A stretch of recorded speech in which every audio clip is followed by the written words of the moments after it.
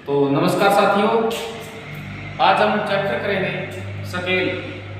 Engineer drawing ITI में जितने ट्रेडें होती हैं उनका लेसन है, और एक ड्राफ्टमैन सिविल ट्रेड होती है उनका लेसन है। जितने भी ट्रेड है उनमें आपको लाभ है, इसमें कुछ ना कुछ सीखने को जरूर मिलेगा, और एग्जाम में इसमें हर बार 15 से 20 नंबर का एक क्वेश्चन देखने को मिलता है। तो आइए स्टार्ट करते हैं। स्केल परिभाषा क्या होती है? स्केल की स्केल मापनी, देसी भाषा में इसको क्या कहते हैं? फूटा।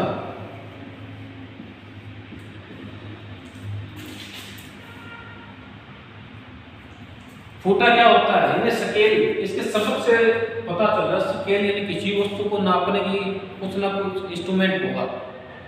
तो स्केल क्या होगी?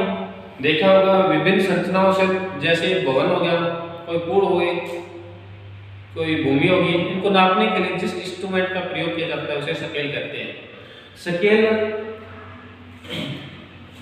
कोई वस्तु उसको ड्राइंग शीट पे उसके वास्तविक आकार में बनाना संभव नहीं होता, तो उसको छोटा या बड़ा करना होता है। तो किसके माध्यम से करेंगे? स्केल, उसे स्केल कहते हैं। यानी किसी वस्तु के आकार को ड्राइंग शीट पर छोटा या बड़ा करके बनाना उसे स्केल कहते हैं। स्केल क्या प्रकार का होता है? According to size of scale, यानी कि साइज के आधार पर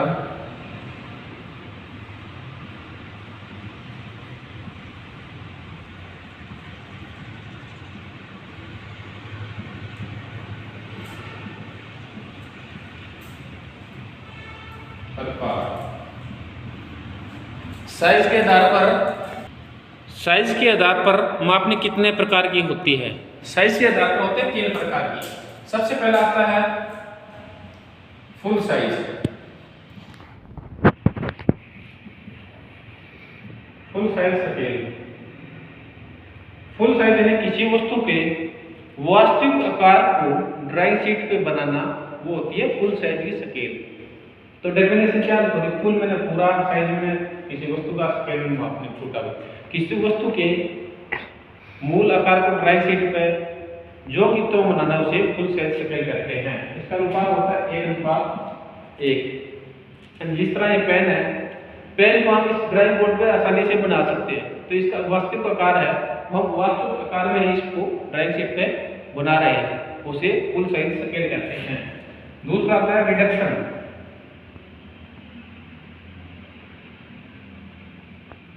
रिडक्शन या रिड्यूसिंग।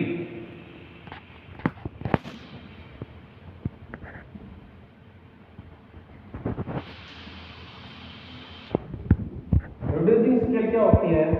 यह सिर्फ हिंदी में बोलते हैं इसको बड़े आकार की मापनी। किसी वस्तु के मूल आकार को ड्राइंग शीट पर वास्तविक आकार में बनाना संभव नहीं होता, तो उसको वहां पर रिडक्शन स्केल की सहायता ली जाती है। रिडक्शन स्केल क्या होती है? जिस तरह कोई रूम हो गया 4x5 मीटर का हो गया, तो ड्राइंग शीट पे जो आप ड्राइंग बनाते हैं वो mm में बनती है, अपनी mm में बनती है, तो उसको मीटर को हम mm में कन्वर्ट करेंगे, यानी वास्तविक आकार क्या होगा? बड़ा होगा, मीटर में होगा। ड्राइंग शीट वो अपनी सेंटीमीटर या mm में है, तो मीटर में ड्राइंग शीट बनाना उस पर संभव नहीं है, तो उसके वास्तविक आकार को हम क्या करेंगे? छोटा करेंगे। किसके माध्यम से? रिडक्शन स्केल के माध्यम से, उसे कहते हैं रिडक्शन स्केल।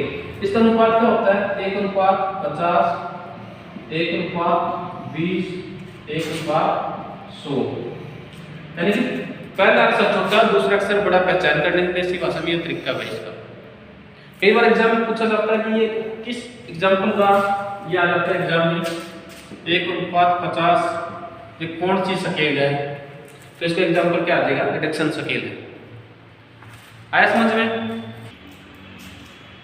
हमें 2 टाइप का दिए, पहला फुल साइज, दूसरा रिडक्शन, तीसरा होता है इनलार्ज। इनमें लार्ज मैंने होता है बड़ा, यानी किसी छोटी चीज को बड़ा करके बनाना। कई बार क्या होता है, कोई ड्राइंग शीट होती है उसका mm में साइज होता है। mm का मतलब क्या? बहुत छोटा साइज है, उसको ड्राइंग शीट में बनाना हो तो उसको क्या करेंगे? बड़ा आकार करना पड़ेगा अपने। तो किसी भी वस्तु के मूल आकार को ड्राइंग शीट पर वास्तविक आकार से बड़ा करके बनाना उसे लार्ज स्केल कहते हैं। यानी इसका अनुपात क्या हो गया आपको 100:1, 20:1। कहने का मतलब ये है, या 5:1 कर लो, 200:1 रख सकते हो आप। यानी पहला अक्षर बड़ा पाएगा, दूसरा अक्षर छोटा पाएगा। इसका ये होगा कि 1 mm को हमने 100 mm दर्शाया है, उसे लार्ज स्केल कहते हैं। यदि आप लोग अकॉर्डिंग टू साइज के आधार पर स्केल के प्रकार, तो आप करें हम रिप्रेजेंटेटिव फ्रैक्शन, निरूपक भिन्न क्या होती है। बहुत से बच्चों को पता नहीं होता कि रिप्रेजेंटेटिव फ्रैक्शन होता क्या है। रिप्रेजेंटेटिव फ्रैक्शन किसे कहते हैं? वस्तु की ड्राइंग शीट पर लंबाई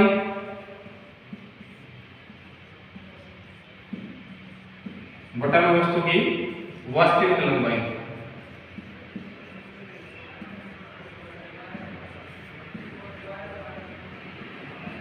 रिप्रेजेंटेटिव फ्रैक्शन किसे कहते हैं?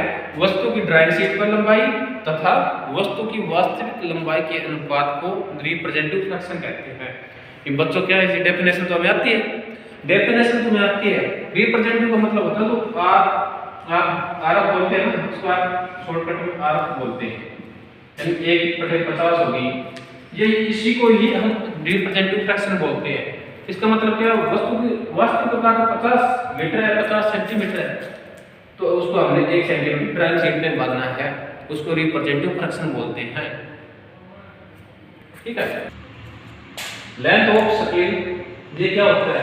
इसमें स्केल में इसमें हमें मिलेंगे सवालों को स्केल निकालने के लिए, तो उसमें लेंथ ऑफ स्केल ये चीज हमें निकालनी होती है। उसमें आपको आरएफ दिया हुआ मिलेगा, मैक्सिमम लेंथ दी हुई मिलेगी, तो ये चीज अपने आप निकल जाएगी। या कई बार क्या होता है, ये सबसे मेन चैप्टर आता है। कल ना आप कोई भी ड्राइंग बनाओगे या कोई फिटिंग का कार्य करोगे या फिटर का ट्रेड का कार्य करो, तो उसमें आरएफ खुद को मानना पड़ेगा अपने को। इंजीनियरिंग ड्राइंग का पेपर होता है, ड्राइंग का पेपर होता है, वहाँ आर मैक्सिमम लेंथ दी हुई मिलेगी हमें, ये हमें वहाँ बतानी पड़ेगी। तो जैसे फॉर एग्जांपल मान लिया आर 1/50 है, मैक्सिमम लेंथ है 4 मीटर, ये 1/50 है। तो इसको सोल्व कैसे करेंगे? 1/50 गुणा 4, ये मीटर तो सेंटीमीटर बना देंगे, 50 गुनी 100, 4 गुनी 8 होगा सेंटीमीटर। इसी तरह इसको हल करते हैं, तो आगे इसके बारे में पढ़ेंगे अगली। टाइप ऑफ स्केल, वो तो पहले करेगा था हमने, साइज के आधार पर स्केल 3 प्रकार की बताई थी, उसके बाद आरएफ किया। अब करते हैं टाइप्स के आधार पर प्रकार। कितने प्रकार की स्केल होती है? ये होती है पहले 5 प्रकार की होती है, 5 टाइप में। सबसे पहले आता है प्लेन स्केल, हिंदी में बोलते हैं इसको साधारण मापनी।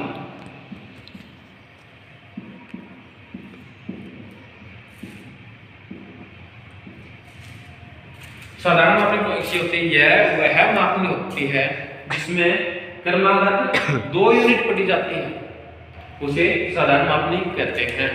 फॉर एग्जांपल आता है कि एक साधारण मापनी की रचना करो जिसका आर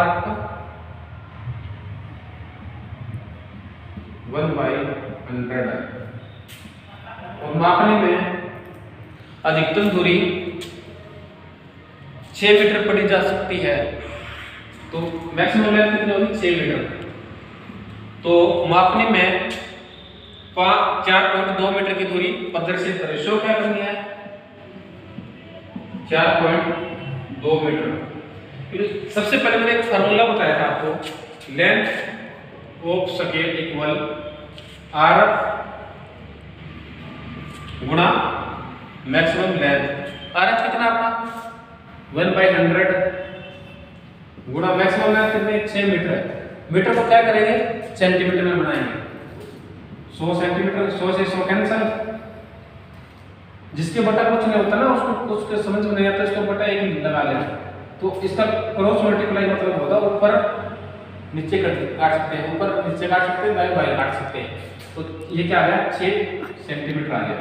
तो सबसे पहले क्या करेंगे? 6 सेंटीमीटर एक रेखा लेंगे, 6 सेंटीमीटर लिया, उसके बाद 2 सेंटीमीटर इसकी हाइट लेके रेक्टेंगल बना देंगे। इसके बाद जो 6 सेंटीमीटर आया अपना, उसमें देखो मैक्सिमम लेंथ कितनी आती है, मैक्सिमम लेंथ बोली मैंने 6 मीटर। तो 6 को 6 से डिवाइड करेंगे तो 1 सेंटीमीटर का एक खाना आ जाएगा, इसको 6 खानों में विभक्त कर देंगे।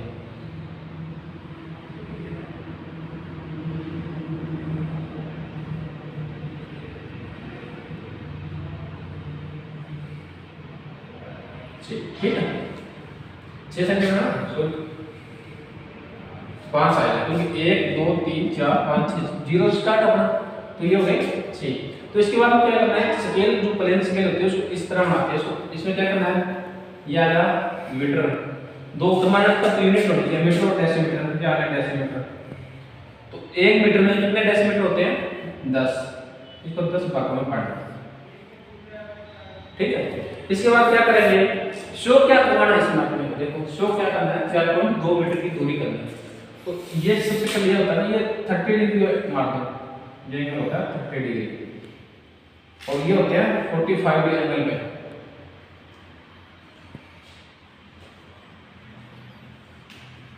का मतलब होता है कि इसको थोड़ा तिरछा करके देखेंगे, जो इकाई अपने पढ़ने को आसानी रहेगी, इसलिए कराया जाता है। शायद कभी किसी को बताया नहीं जाता होगा के में, क्योंकि इसको तिरछा करेंगे तो इकाई होती है थोड़ी सी बड़ी दिखती है। जिस तरह अपने परछाई है, परछाई क्या ऊपर से परछाई आपकी छोटी होगी, साइड से हमारी परछाई का तो बड़ी दिखेगी, तो उसको आसानी से पढ़ने के लिए इन लाइनों का प्रयोग किया जाता है। इसके बाद शो क्या कराना अपने को, 4.2 मीटर, तो 4 मीटर कहाँ का 4 लिया गया। इसके बाद क्या है, 0.2 है, तो 0.2 जीरो यहाँ से स्टार्ट हुआ, 1 2 इसके सीधे माना, यहाँ एक्सटेंशन लाइन मानते हैं 4.2, इनको बोलते हैं जो वस्तु की लंबाई मानी जाती है उसको एक्सटेंशन लाइन, और ये होती है डायमेंशन लाइन, यहाँ पर आते हैं इसको एरोहेड। समझ में आया, एक्सटेंशन लाइन जो वस्तु की लंबाई मानी जाती है, डायमेंशन लाइन जिस वस्तु के बारे में उसको साइज दर्शाना हो, तो एरोहेड होते हैं जो एक्सटेंशन लाइन और डायमेंशन लाइन की एक्सटेंशन लाइन में चलते हैं, डायमेंशन लाइन की किनारों पर बनाई जाती है। तो यहाँ पर लिखेंगे 4.2 मीटर, ऐसे करना होता है ये।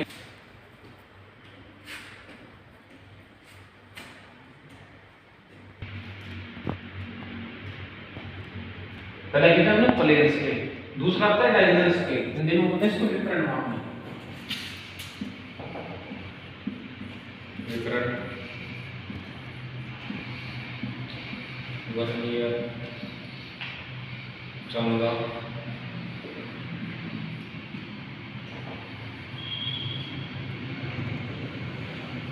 ऐसे।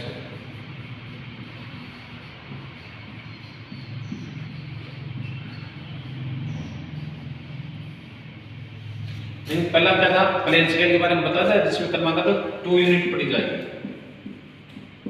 सेम परिभाषा है, डायगोनल स्केल क्या होता है, विकर्ण मापनी या वह मापनी होते हैं जिसमें क्रमांक 3 यूनिट पड़ी जाती है, उसे डायगोनल स्केल कहते हैं।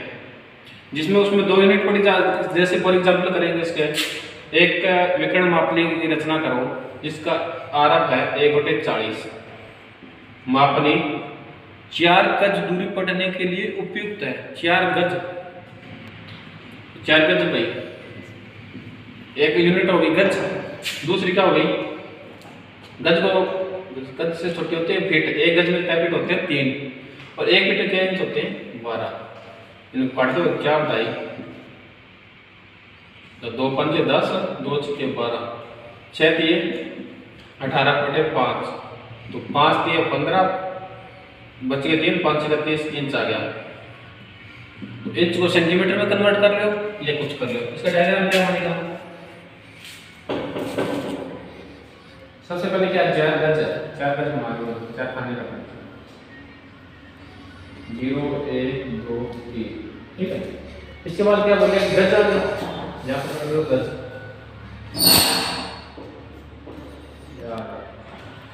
एक यार्ड से छोटी क्या होती है, फीट है, वहाँ पर फीट आ गया। 1 फीट में, 1 गज में कितने फीट होते हैं 3, विकर्ण का मतलब तिरछा, 2 3 है ना। तो इसके बाद 1 फीट आ गया, 1 फीट में क्या बात करते हैं इंच, यानी 30 इकाई, यानी गज फीट और इंच, इसमें क्या होगी क्रमांक 3 इकाइयां पड़ी जाए, जैसे कहते हैं इसमें क्या है 12 लाइन मारनी है, यानी कि 12 इंच होते हैं फीट में। ये शोकन मिलते हैं, जिसे कहते हैं डायगोनल स्केल। तीसरा था वर्नियर स्केल। वर्नियर स्केल क्या होते हैं, जैसे कई वस्तु के अत्यधिक सूक्ष्म भाग पढ़ने के लिए 1/50 भाग, 1/100 भाग, 1/1000 भाग पढ़ने के लिए जिस स्केल का प्रयोग किया जाता है उसे वर्नियर स्केल कहते हैं। वर्नियर स्केल दो टाइप से होती है, एक होती है इसमें प्लेन स्केल और दूसरी होती है वर्नियर। इसके दो भाग होते हैं, यानी जैसे वो पहला स्केल बनाया आपने प्लेन स्केल, इसका डायग्राम ये बनेगा सेम। एक फर्स्ट का नाम बना के दिखाते, तो इसमें आपने 10 भाग होते थे ना, इसमें थोड़ा बड़ा हो गया, अत्यधिक भाग प्लेन स्केल। इसके दो भाग होते हैं, प्लेन होगा, ये वर्नियर होगा। वर्नियर भाग क्या है, एक है ना उसका 1.5 गुना भाग, इसमें भी 10 होंगे, फिर से क्या है बड़ा होता है, इसको आसानी से बड़ा जा सकता है, उसे वर्नियर स्केल कहते हैं। चौड़ क्या होती है, यह वह मापने जिसमें एंगल मापने के लिए जिस इकाई का प्रयोग किया जाता है उसे चंदा मापने कहते हैं। एक होती है आइसोमेट्रिक। आइसोमेट्रिक क्या है, किसी वस्तु का आइसोमेट्रिक व्यू बनाने या देखने के लिए जिसका प्रयोग किया जाता है उसे आइसोमेट्रिक स्केल कहते हैं। तो दोस्तों ये था अपना आज का लेसन स्केल। आपको कैसे लगा, अच्छा लगा तो एक कॉर्नर में एक रेड कलर का बटन होगा, सब्सक्राइब करें, लाइक कमेंट और अपने अन्य साथियों को शेयर करें ताकि उन्हें भी कुछ ना कुछ सीखने को मिले। कुछ कमियां रहेगी तो आप कमेंट करके बताएं और ज़्यादा से ज़्यादा सब्सक्राइब करें। धन्यवाद।